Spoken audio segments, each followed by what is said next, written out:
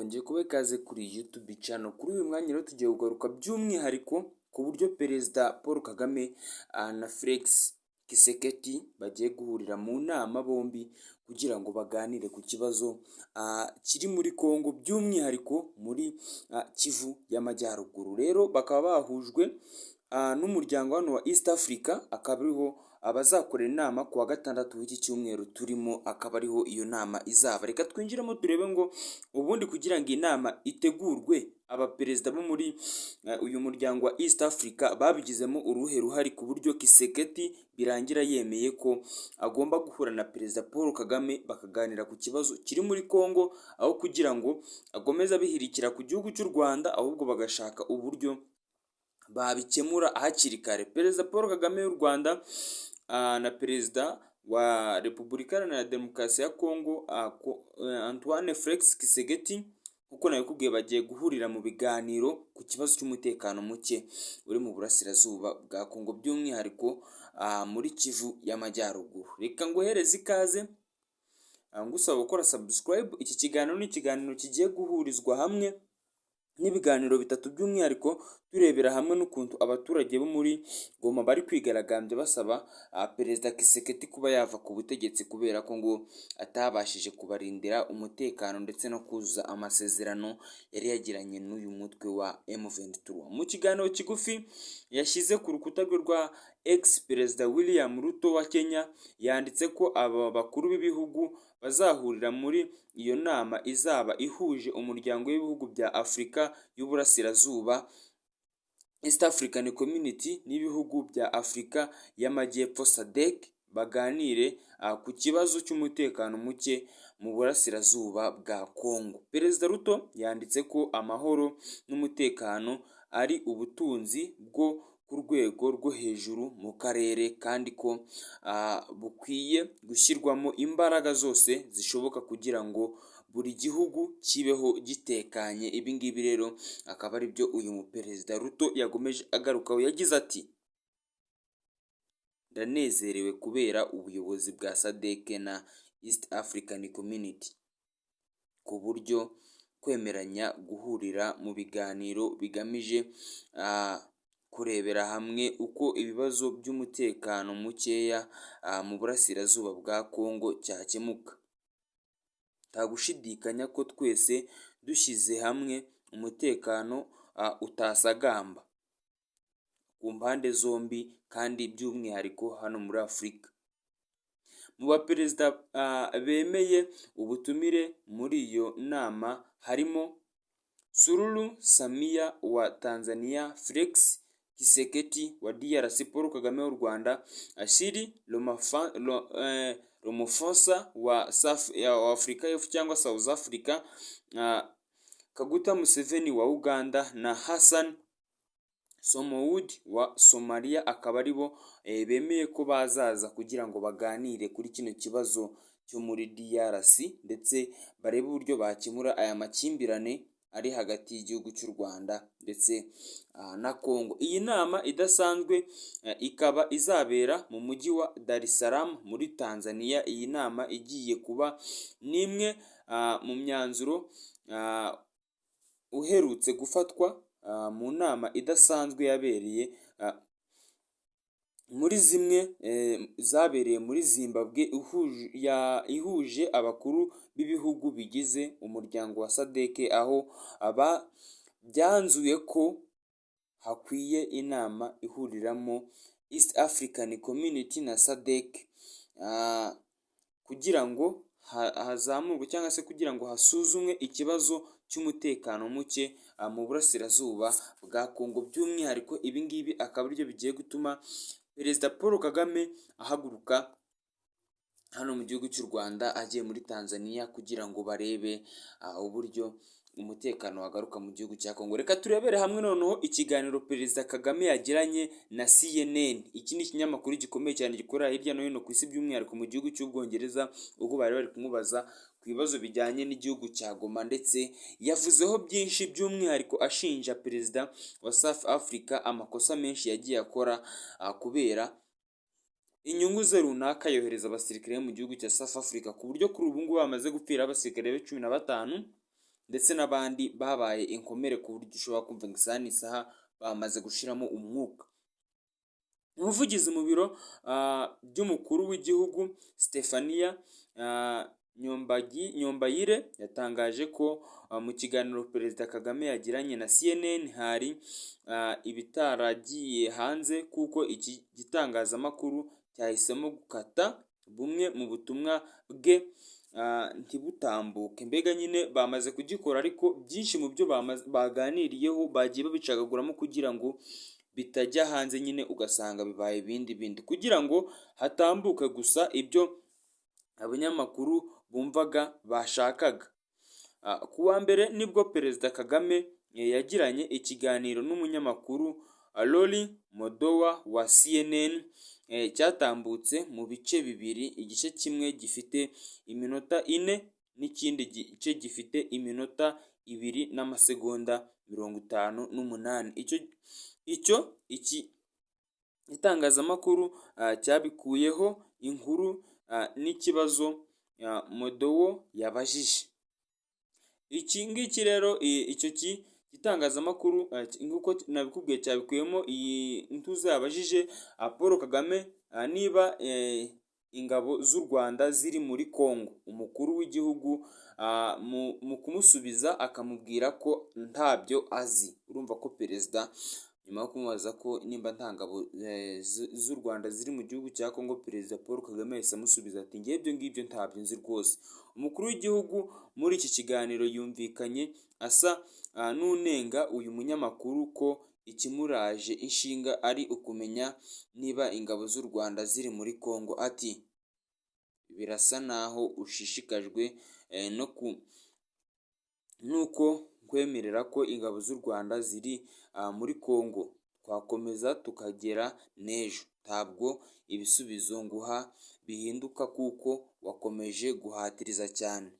Stephanie Nyombayire yavuze ko mu bitaratambutse harimo ko Perezida Kagame yavuze ko umutwe wa FARDC cyangwa se wa FDLR ushyigikiwe na guverinoma zimwe zo mu karere. Ati intego si ukurwanya M23 gusa igizwe n'abanyekongo, ahubwo ni ukurwanya u Rwanda no gukuraho guverinoma nk'uko babivuze mu ruhame.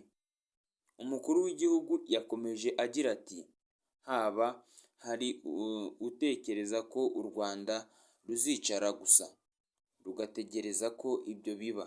U Rwanda ruzirwanaho mu buryo bwose, ibyo nta kibazo gikwiriye kubibamo cyangwa se nta kibazo ukwiriye kubyibazaho. Perezida Kagame kandi yagarutse ku birimo gushinjwa u Rwanda ko rwavogeye ubutaka bwa Congo, avuga ko yemera ko ubusugire bw'igihugu ari ntavogerwa. Akomeza ati ibyo bisobanuye ko n'ubusugire bw'u Rwanda bukwiriye kubahwa.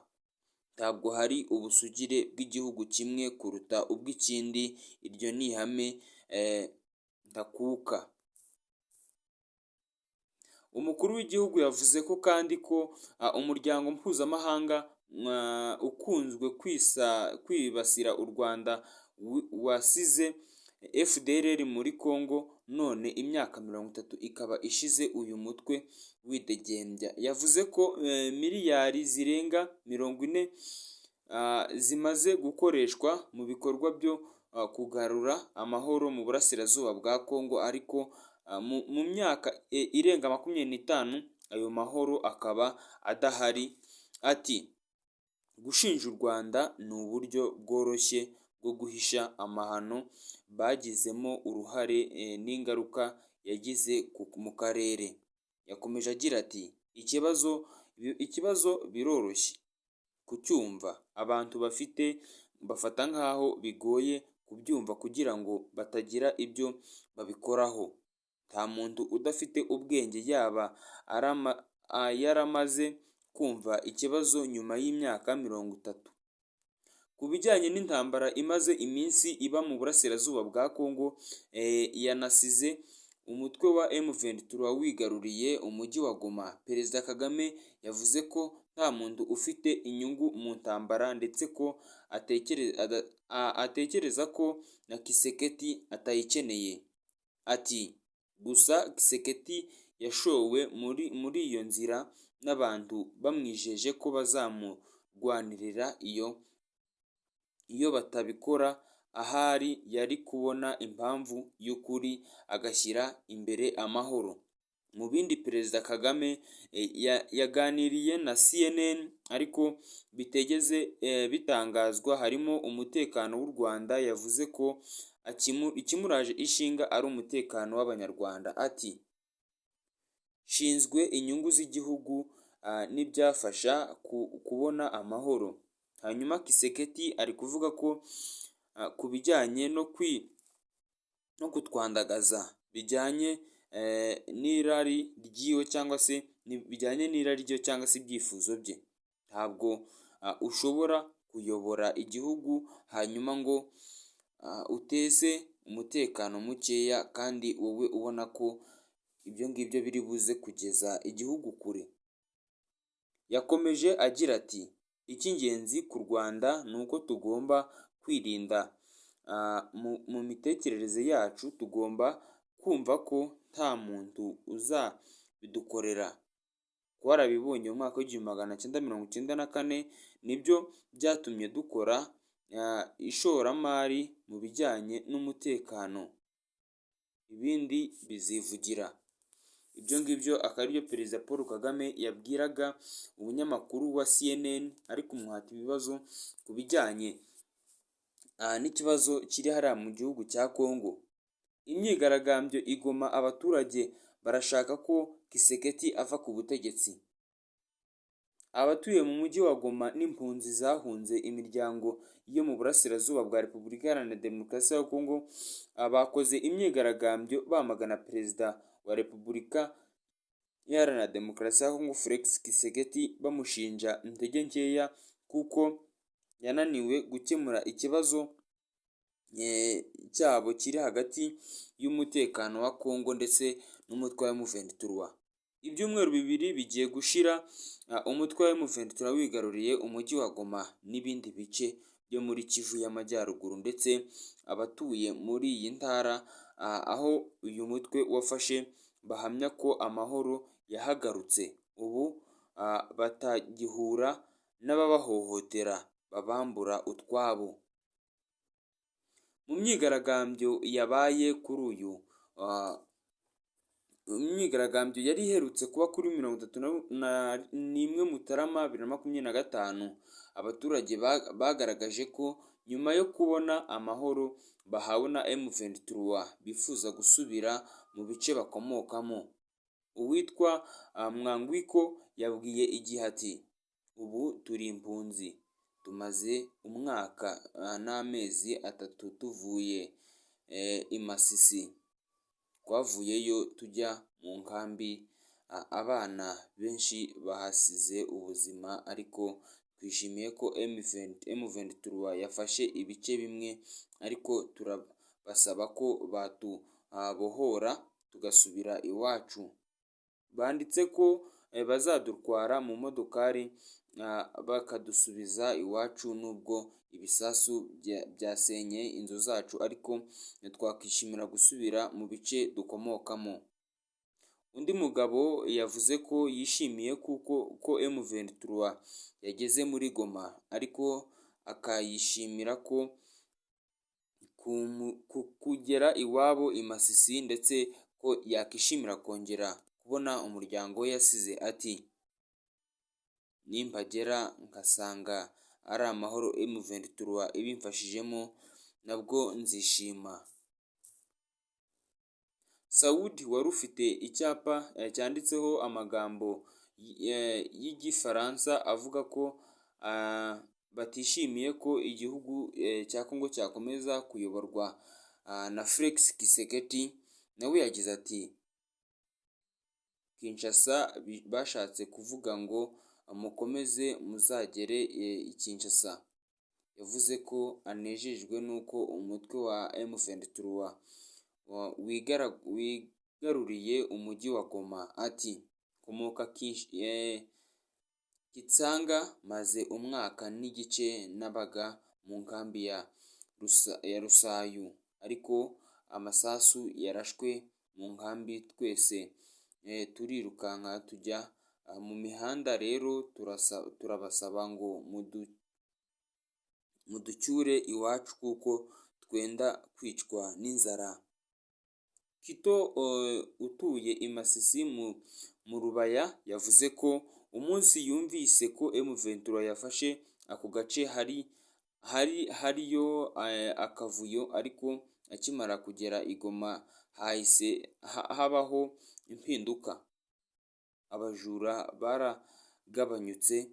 Yagize ati amasasu twahoraga twumva habayemo impinduka, turi kurara neza, nta bantu bo kudutesha umutwe.